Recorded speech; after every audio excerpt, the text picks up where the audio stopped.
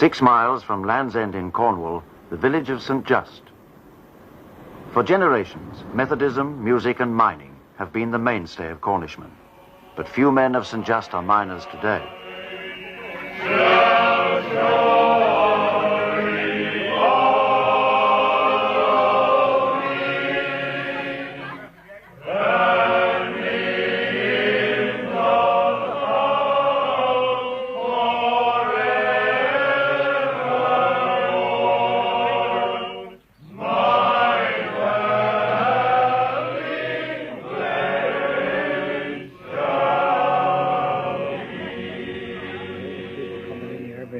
I think it's one of the biggest tragedies that was ever here in St. Just. I think at the time we lost a cream of Cornish miners in that disaster.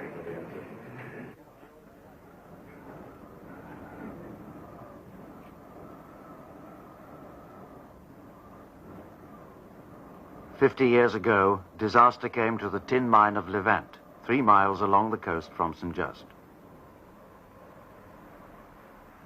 Today, like nearly every tin mine in Cornwall, it lies derelict and unworked. But some years before the disaster, Levant Mine had been one of the largest and richest in the county. Tin was dug from levels 2,000 feet deep and from workings that stretched a mile out under the sea. Although life underground was tough, Levant Mine attracted many men from the St. Just area. The work was hot, hard and dangerous, and the miners were thankful to get out at the end of their shift. At the turn of the century, the management built a vast modern changing room. 2 miners who used it for many years, William Angwin and Bob Prowse. Oh, it was a most beautiful building. I was about, I should say, 400 in here at least. It's a change room. We used to call it the dry. And this is where the men used to come up from underground, all wet, and then we'd make a dive for this. We may be 20 in that little pond there and 20 in that one. And 1 or 2 around the basins with their legs up. I can't get mine up there now. We used to turn our pants above our knees and jump in. Mrs. used to say, "Don't you wash your back?" When we been home for a night or 2. No, don't wash your back. Wasn't allowed to wash your backs. That made your back weak. And our wet clothes, when we come up from underground and put on the dry, that used to be on these here stands here. Used to be stanchions right along, you see. We used to have a pit with slime here. We'd take a handful of that, put it around your candle, and stick it on your towel. And then you'd light up. Stick it on your hat. Towel. Well, you put it on your hat if you wish. Then, with a lighted candle on their towel, the miners stepped on to the man engine, the machine that took them down to the workings 1,600 feet below. The man engine's action was simple. A series of steps 12 feet apart, spaced out down the great main rod. Each man would get onto his step, travel down 12 feet, get off, wait on a platform while the rod returned to its original position. In this way, 130 men could descend at the same time on the half-hour journey. In earlier times, the miners had to climb both ways by ladder, a tremendous physical effort, worse at the end of the shift, when it took them 1.5 hours to reach surface. So the introduction of the man engine to Levant more than 100 years ago was a great boon. No photos exist of the man engine rod or of the Cornish beam engine which drove it. But one man drew and painted these pictures from memory some years ago. Lionel Ellis knew the man engine well. He was one of the drivers and remembers with affection the mechanics of the vast machine which ran it. It was a lovely engine, it was really. That was the best one in the mine. So the whole engine, the whole lot from there to there, was 180 feet. I know one day I measured it out to make sure. Lionel Ellis went to Levant Mine in 1912 and worked on the man engine for 7 years. I was just the engine driver, that's all. I had a stoker there, of course, because I wasn't allowed to leave the engine. Well, the engine would start at about 6 in the morning. That's every morning, regular clockwork. And each man would come down, get onto the step, which would then be level with the cellar. And that would drop down to 12 feet. And every 12 feet, there was a step, about 2 foot square, and about 3'6" to 4'6" up, there was a handle for you to catch hold of. Tin miner Albert Diamond rode the man engine every day for many years. Really, it was safe as anything. A child could ride on it. On the first day I started with a man, he rode down with me, 2 on the step, you see. And after 3 days, well, you can get on all right. You had to take a candle in your hat and a lantern in your hand for a while. And of course, after that, you put the lantern one side and just use the candle. Went on. Boys followed their fathers, uncles, and elder brothers into the mines. William Laurie started here at Levant the day he was 14. They had 4 male voice choirs here in this district, and most of the men worked in the mine. And when they traveled the men engine, they all started to sing, and the sound that you heard as it came up through the shaft was out of this world. If you could stand on top of that shaft and listen, rich, it was rich. And some never used to believe in church and chapels or anything like that, yet they would join in the hymns, you know, and everybody's heart and soul in it. Yes.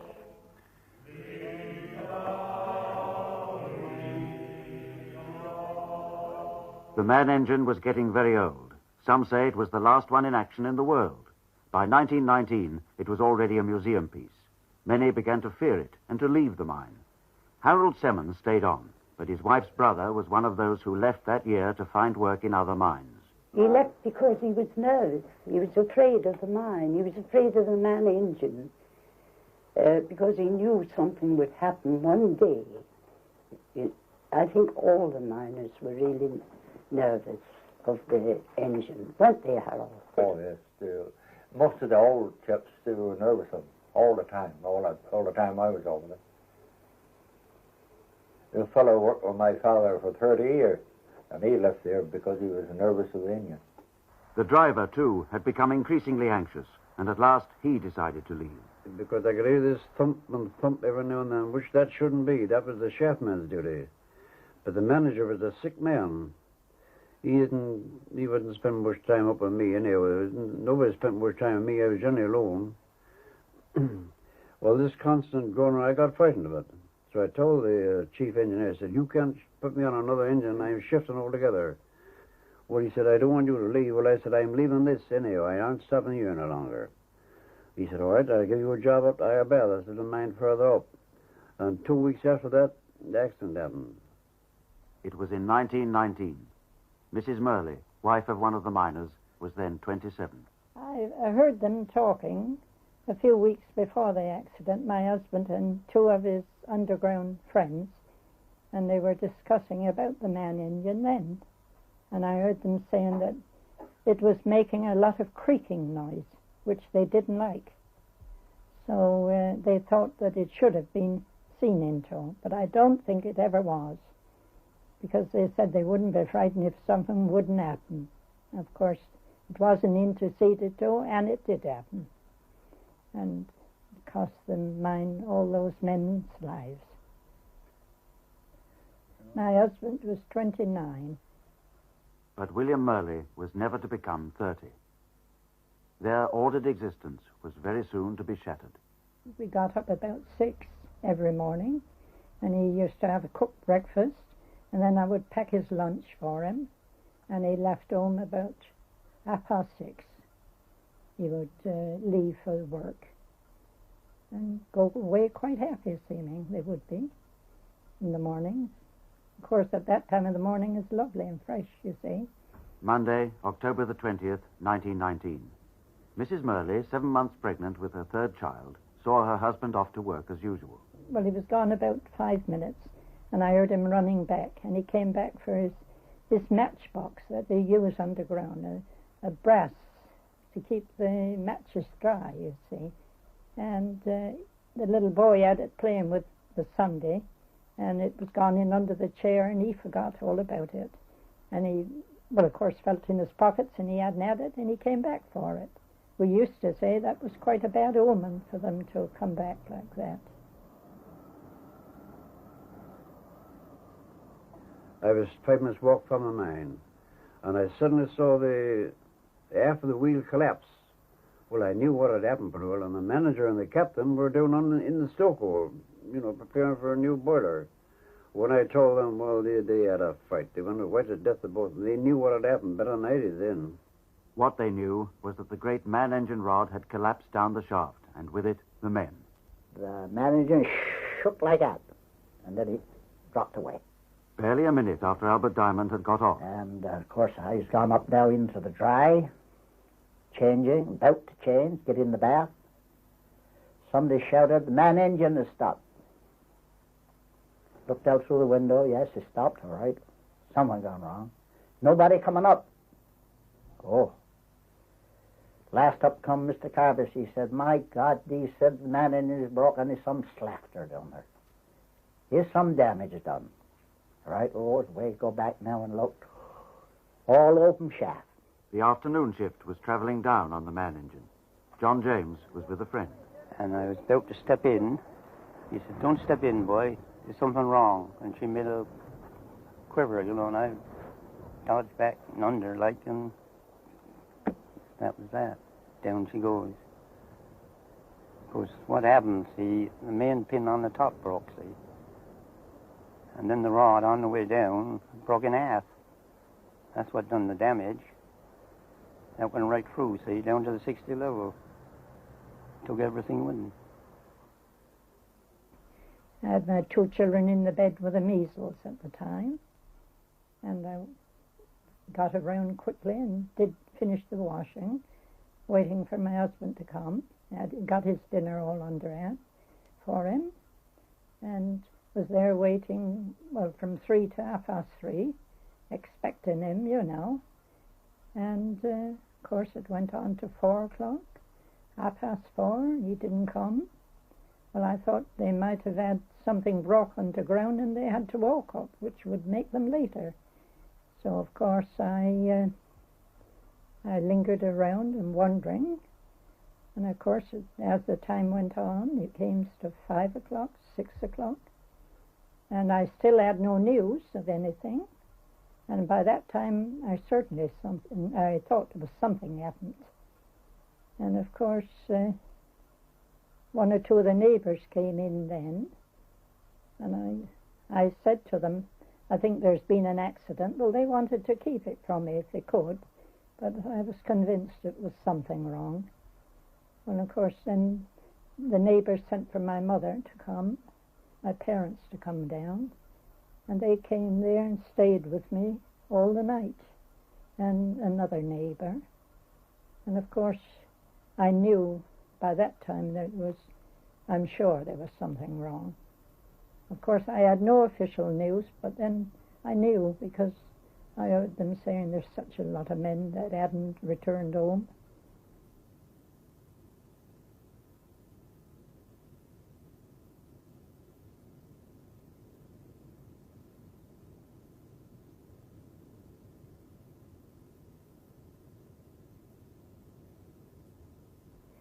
Two or three of us went over Levant and got in the dry where the men used to come up and change, and have their baths there. We stood there for some time, and the men were calling for ropes, calling for ladders, and help, more help. And men were volunteering to go down, He said, I want someone to go down, not too heavy. I said, right, I'll go. Oh, no, you're too young. I'll go, I said. So I got in the ladder. Now he said, when you get down the bottom, be careful, because he said you might step off and go farther. All right. I went down the ladder quietly, and I got to the last stave, and I looked. It might have been about 6 or 8 foot down. Look, there it was. The old shaft come together. And I could see the dead, or I shouldn't say dead then. I could see them there lying down, no movement. Presumed they were dead. Afterwards, I found out that they picked up 4 or 5 from there that was dead. The ladders were swinging forth and back, and it's very dangerous. A moan came from a man in front of me, and there was a little piece of a ladder there. I made a grip to grip the ladder to save myself because it shook me. I was a bunch of nerves, believe me. And there he was, with all the slush and everything running from the shaft right down his face and mouth. And he was pinned by his right hand and knee to the wall of the shaft, one side, and the left hand outstretched and jammed that side. He started to moan and groan again, so what I done was put some timber there that took away the water that was running in his face and chest. And he was feeling very, like one closed up then, went quiet. So I guess that I done something for him. Poor fellow, he was picked up about 5 o'clock in the morning. He died later. And I had a mate. He was there for a day and a half to 2 days. And when he came out, I seen him a day or two afterwards. Well, what was it like, boy? Well, he said, it was like hell. A mass of fire. With the iron and the stones and the wood all coming down, he said, it was a mass of fire. And he was there for a day and a half, standing on this 2-foot platform, or step, all amount of that. No light. He couldn't move because he didn't know whether he'd go down farther or not. He was there till someone fetched him out.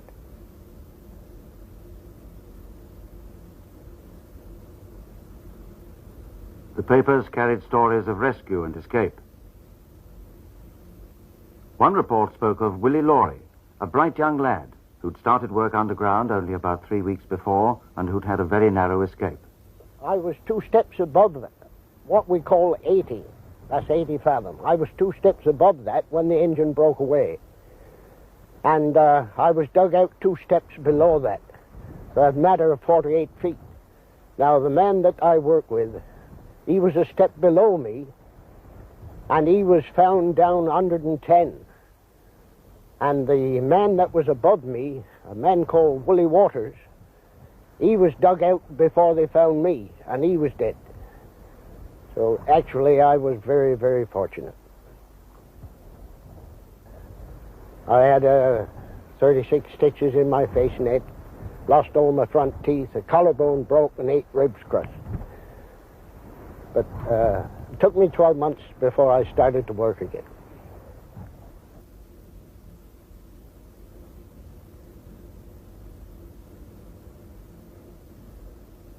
We was the stretcher bearers, you know. Started to take them back.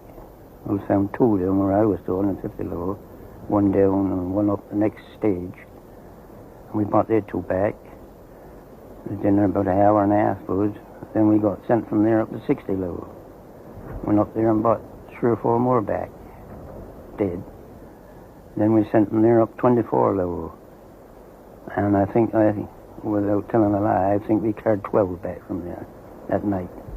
I was afternoon shift. I went down 2 o'clock. I never went home no more till 8 o'clock next evening.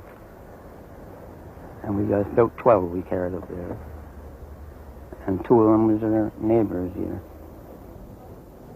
Yeah, funerals there, for days and days and days.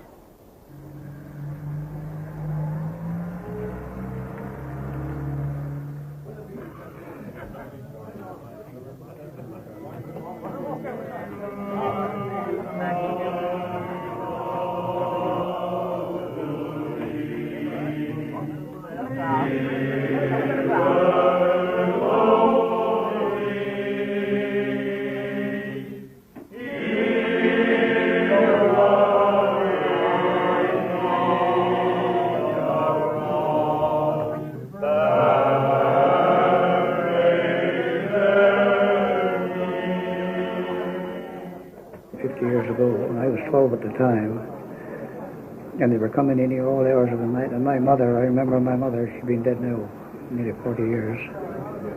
She was open for 4 days and 4 nights, never in the bed.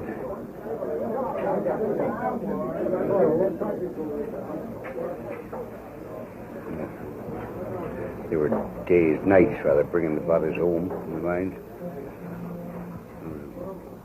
A damper put over the old place. In the weeks following the disaster, feelings ran high in the villages of Pendeen and St. Just.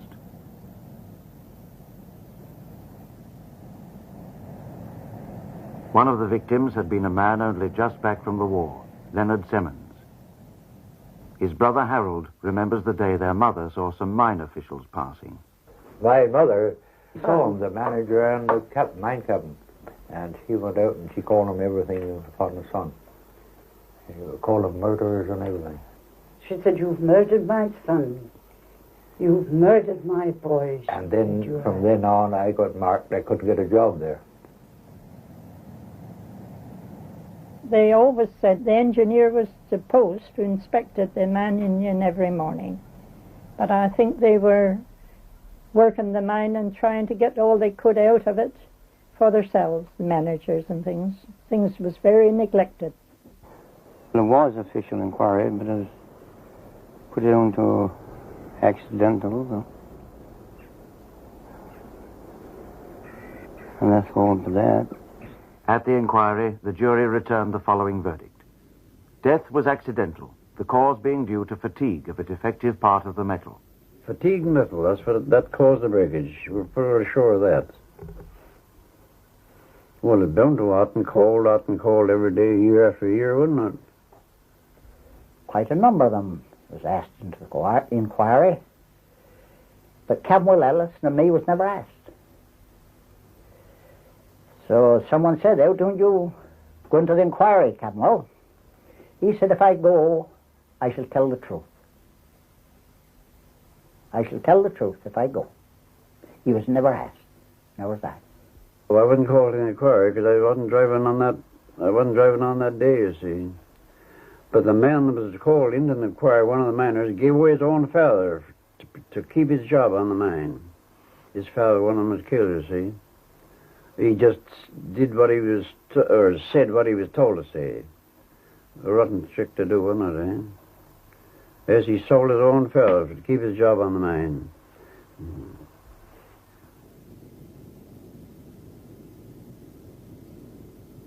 They made a collection, and everybody, well, all around Cornwall and everywhere else, donated to the Levant Disaster Fund. And then it was shared out according to what you had. If you had a pension and they gave you some compensation, they took the amount of compensation out of your pension. Good gracious me. That's the way they done it. My mother had compensation for my brother because he died through it about 12 months after. I wasn't more than 14 and 6 weeks, you see. Therefore, I wasn't entitled to anything from the national health or industrial injuries. And Father was too quiet. He didn't intercede in regard to the Levant Disaster Fund, so...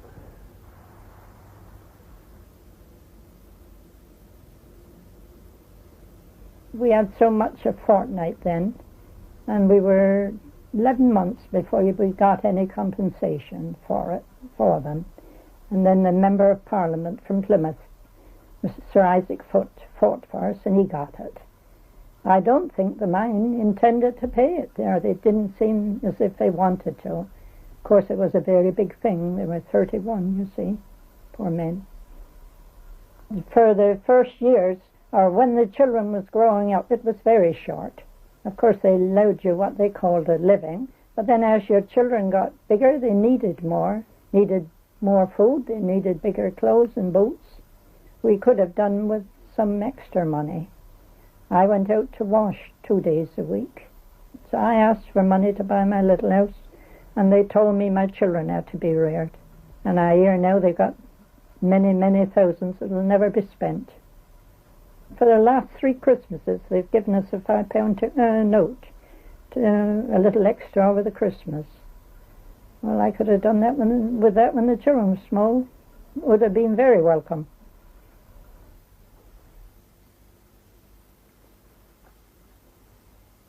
In the Levant disaster, 31 men lost their lives. Their only memorial, a poem and a list of names. Price twopence.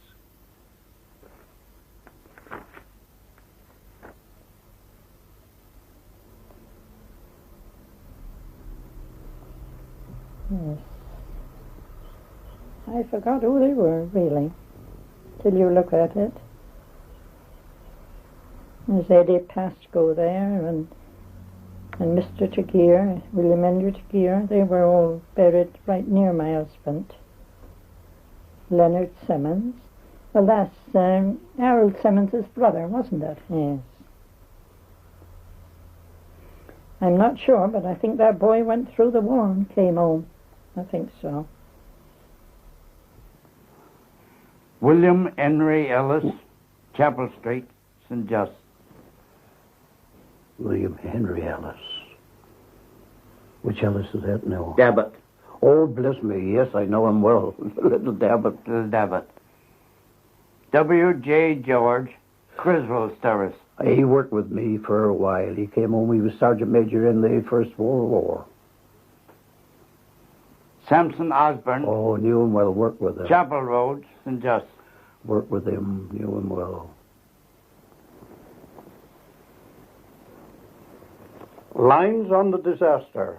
St. Just, Pendeen and neighbourhood will never forget the day when 31 poor miners, they weren't all poor, were suddenly called away. This fearful accident occurred on Monday at Levant, and many home is fatherless through this terrible event.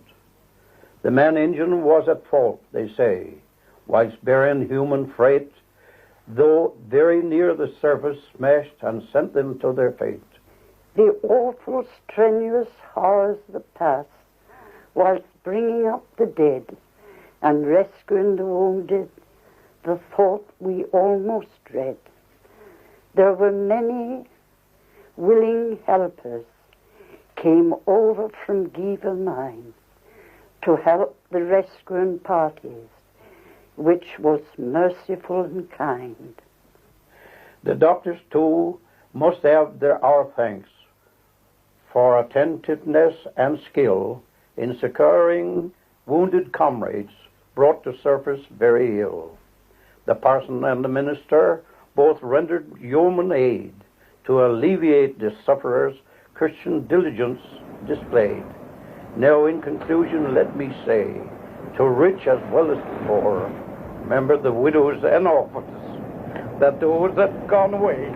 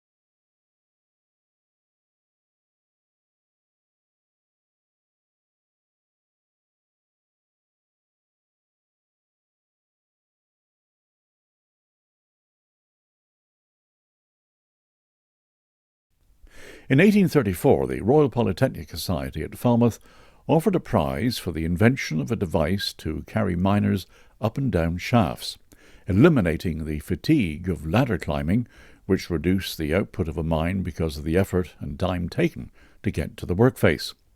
The award was gained by Michael Loam, and the first use of the man engine was at Trezevene Mine, where it was installed in 1842. In 1855, it was decided that a man engine should be installed at Levant. This was at a time when the labour force numbered 800 men, boys and girls.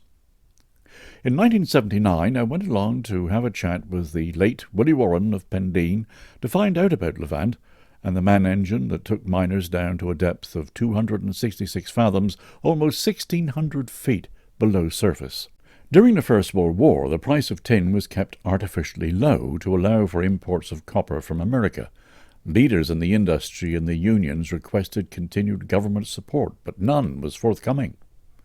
Work at the mine continued under difficult economic conditions up until that fateful year of 1919, when the man engine collapsed, killing 31 men. This was a disaster on an unprecedented scale, which stunned the small mining community of St. Just and Pendeen and brought help from other mines throughout Cornwall. Terrible. I was on a mower piece Monday about 3 o'clock when she broke, see, of course. It was quite a while before the news got through, see, of course, the village was stunned. See, well, he was bound to be, because you see, all the men went, see. And there was everybody knew one the other, see, and like if there's in a place where you didn't know your neighbour, but there's all men from our village, all men from the village, boys and men, and you see, it stunned the place by. They got them all up, in a terrible state. Most all of them came back to 60 level, you see. John James of St. Just was one of those men coming to surface that fateful afternoon, and remembered the terrifying moment when the beam engine collapsed, killing 31 men and injuring many others. At the time, John had reached the 150 fathom level, which quite probably saved his life, because the majority of those injured were on the top section of the man engine, which plummeted 276 feet, carrying 30 men with it to the 70 fathom level, smashing everything in its path. Nicky goes, I know Nicky said the last words, he said, hold on one way, I had an penalty. Go ahead, and he said, don't try to get out. There's only a second, see. And if that rod, it broke in two, see, up just above 60, see. If it didn't jam up there, they killed every man in the shaft. Could have gone through. Hundreds of tons, said I, see. Didn't know whether you was going to live or die for a second or two, but we made it. The man engine at Levant was installed in 1857 to a depth of 170 fathoms. At the time of the disaster, the Levant man engine was the only one remaining at work in Cornwall, and over the years had been extended to a depth of 266 fathoms, almost 1,600 feet. Having been at work for 62 years, it was regarded as being a bit of a museum piece, other mines in the county having modernised by this time. But this is the last thing that Nicky Barnes of St. Just was thinking about as he rode the engine at the end of his morning shift. As it happened, I left work early that day. Ordinarily, I'd have rode up on the same step as my partner, who had his shoulder broken and never worked again. But I got halfway up to the surface. When the man engine started, I got on, and I got up just prior to the accident. I was up the dry. One of the chaps that was on the top step rushed up the dry, said the man engine was broken, and I ran down the tunnel again, and nothing I could do from there, so I went and walked down the cliff path and got in one of the adits through to the man engine. Now, what sort of damage was there in that shaft above? Awful. All come in, all caved right in. You couldn't get down up top at all. That had to be cleaned out before you could go down to fetch the men. We were told to go up and get the injured out, dead and injured. Now, we were two of us, because there's only room for two. Now, we would get the dead out, tie him to a rope. My mate was stronger than me. He would lower him down, and I would go down the ladder and make sure they cleared. And one of them, when he swung around, he had a very big moustache, and his face was bashed in, but by the moustache I knew he was my own uncle. It must have been a terrible shock. It was. Even to this day I can't stand the sight of a lot of blood. There were many acts of heroism as miners from the area and other parts of Cornwall rushed to the scene to see what they could do to help. Without thinking of the risks to themselves, there were many acts of heroism as they struggled to release their comrades, as Willy Laurie recalls. You see the mines right through Cornwall, there weren't many working, but They all had men there to help, see. But there's two men down here in our village that you never hear their names mentioned. One was called Harry Ellis, and another one's called John White. They were two very brave men. Harry Ellis is the one who took the last man off the man engine, took Willie Nicholas off. He was the last man alive that was taken off the mine. And however in the world he lived, we never know. Because he went, I don't know how far he went with that step. You see, he was on the step, and he managed to cling on to the step, or the handle of the man engine rod. You see, every step had a handle, see, you catch all the handle, like. And there's a step there, see.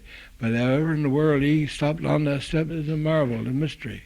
But anyhow, how far he went, he didn't know, because Willie didn't know where he was when the man engine broke, see. But he must have gone a considerable way.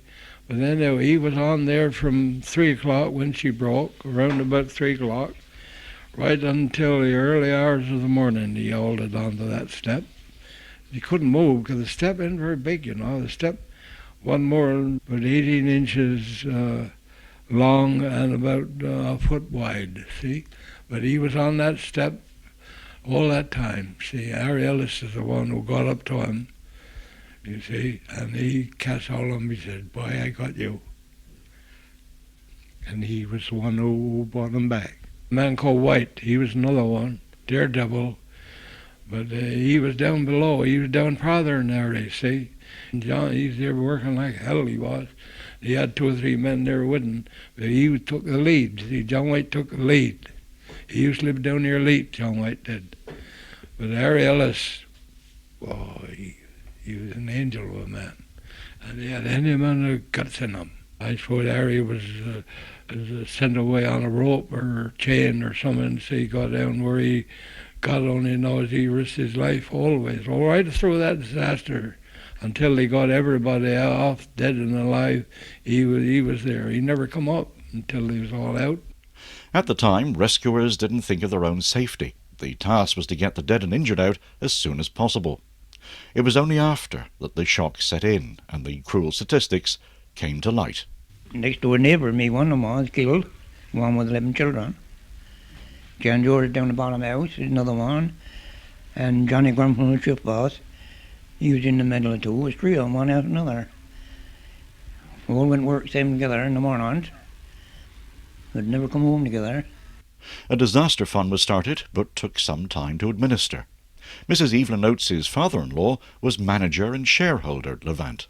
One of the things that has never been mentioned, as far as I know, is the fact that Colonel Oates did at that time help as many of the wives and families of the victims entirely out of his own pocket and out of the kindness of his heart. Even had he not been involved in any way, he was the kind of man who would have helped anyone who needed help, and did many times on other occasions, not only to do with the Levant. Whilst everything was done to alleviate the hardship, nothing could be done to replace the loved ones lost in the disaster. So, should this accident have happened in the first place? Men that understand timber work and told me the timber was absolutely rotten that was supposed to hold that heavy man engine shaft. Incapable of carrying out the job it was put there to do.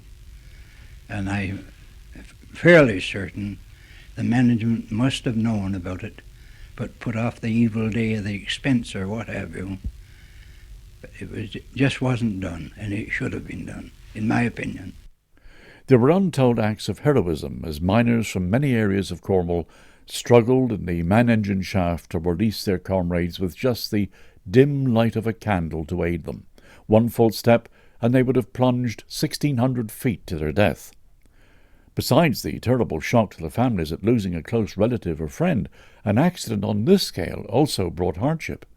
Many families had not only lost a husband or son, but in most cases the breadwinner. Naturally, steps were taken to help alleviate those in distress. Immediately after the disaster, a fund was started. Donations coming from all quarters, including Cornish miners abroad in South Africa, America and Australia. Payments were made to the dependents as soon as possible, although no record of the amounts exist. However, on the 25th of January 1921, the Charity Commissioners set out a scheme and appointed trustees to manage the fund, then totalling £28,000. This was invested, and the interest provided the working capital, which up to 1979 totalled £70,000 paid to the 34 dependents. At that time there was still £20,000 in the bank. On the 60th anniversary of the disaster in 1979, Mrs. Anita Murley was the only surviving dependent, and when her husband lost his life in 1919, she was left with 3 children to support. In addition, she had to assist her husband's mother, who didn't receive any assistance from the fund at all, just 7 and 6pence from the parish, or 37.5 pence if you want to convert that amount to decimal coinage. This was just one such situation, and in the past the people of St. Just have been critical of the way the trustees had handled the disaster fund in those early days, saying more should have been done at the time, because miners were poorly paid with little hope of providing for their families in such an event themselves, as Anita Murley told me. If your husband got a good month, you might have 2 months that you wouldn't hardly get his salt. Sometime I've heard him say that he ought to take money over to the mine to pay for the candles and the diamondite they used. They didn't get enough to pay for it. I think the money could have been circulated among us better than what we had. Because when you got little growing children, as it was, and you always want boots and different things, and it was quite a bit of scheming to know how to pay for them. I know that, because I went through it and I know. So should the original trustees have been a little more generous when the need was greatest? A point I put to Major Simon Belitho at Trengwayton in 1979. At the time, he was chairman of the fund. I think that looking at the position from today's point of view, this is probably so. The trustees at the time apparently felt it was their duty to relieve real need, and the need had to be shown, and then money was paid out, but there was, as far as I can make out, certainly no payment of anything in the way of luxuries or comforts. The trustees felt it was important that the £28,000 invested should remain intact, with the interest providing a regular income for so long as it was needed. When the Charity Commissioners prepared the rules governing the fund, it was clearly expressed that if there was any balance, it should be conserved as a fund to meet distress arising from mine or quarry accidents in the county of Cornwall. So, in 1979, besides Anita Murley, the one remaining person of the original beneficiaries, there were 5 others who themselves or whose husbands have been injured or killed in mining accidents in the county who received benefit from the fund. There was no memorial or commemorative plaque in St. Just to those who died at Levant, and several people I spoke to at the time felt that some form of recognition should be made. So before I left Major Belitho, I put the suggestion to him. I think it sounds an excellent idea. I believe there is a plaque in the church at Trewellard, but I will certainly see that the matter is brought up at the next trustees' meeting. Well, as it turned out, there was no memorial plaque at Trewellard Methodist Church, so work was put in hand, and 3 years after my conversation with Major Belitho, on the 20th of October, 1982, a service for the unveiling of the memorial plaque for those who died at Levant was held in the small chapel quite close to the Levant mine site. During the service, Mr. R. Trenoweth read out the names of those who died. Henry Andrews, John T. Nguyen, Peter Branwell, Thomas Branwell. In a simple but moving ceremony, the Lord Lieutenant of Cornwall, Lord Falmouth, not only paid tribute to those who lost their lives, but to those who went to assist the dying and injured without thought for their own safety. Cornish miners, because they walk with danger, are brave men. Courage and kindliness are their mark in all times of disaster and stress. And the old guiding proverb that declares, kindness in another's trouble, courage in your own, is never truer than in these small towns and townships and villages in our county. Sampson Osborne, Eddie F. Pascoe, Tom Rowe, Leonard Simmons, Nicholas H. Naturally, for some of those attending the service, the occasion was tinged with sadness. But it also fulfilled a deep-felt need that some sort of memorial should be erected to those who lost their lives. Anita Murley was there, the sole surviving widow of the disaster. I thought it was lovely. Really, I did. I was all of a shake because it brings it home to you, you know. But still, I'm very pleased to think it's taken place. I didn't know my brother at all, but, you know, it's an honour to be out here, to see the plaque. Yes, I'm delighted to think delighted that to see that come. somebody's done, and I think it should have been done before. I thought they should have had something either in St. Just or else in Dundee, either one or the other, you know. But of course here, I suppose, at Trewiller is the nearest to the... Yes, this is the nearest. Of course, the miners used to go to work from right across the cliff, past here, down the bottom here, to go to work every day. My father used to walk to work every morning, so my mother tells me, yeah.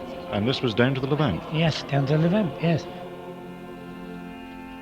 We dedicate this plaque that we may remember the men who lost their lives in the accident at Levant Mine on the 20th of October 1919. That we may remember the price they paid in winning tin and the sorrow of their families, and that we may teach our children's children to reverence that memory.